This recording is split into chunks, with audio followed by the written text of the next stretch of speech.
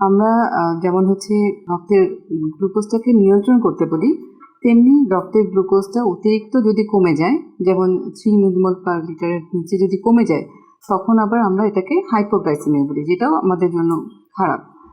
তো এখানে আমাকে জানতে হবে যে হাইপোগ্লাইসেমিয়ার লক্ষণগুলো কী কী।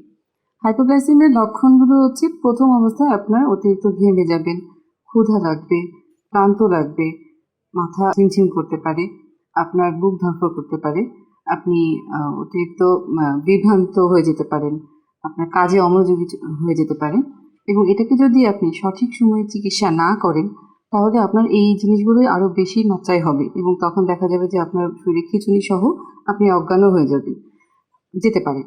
এবং সর্বোপরি দেখা যায় যে ঘুমের মধ্যেও আমাদের এই হাইপোগ্লাইসেমিয়াটা হতে পারে।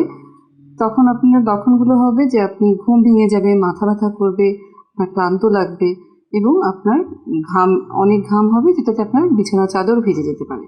তাহলে এই লক্ষণগুলো আমাদেরকে মনে রাখতে হবে এবং রাতে ঘুমের মধ্যে যাতে হাইপোগ্লাইসেমিয়া না হয় সেজন্য অবশ্যই ঘুমের আগে যে ছোট একটা খাবারের কথা আমরা বলি 6টা মিলের মধ্যে, সেটি অবশ্যই খেয়ে ঘুমাতে হবে।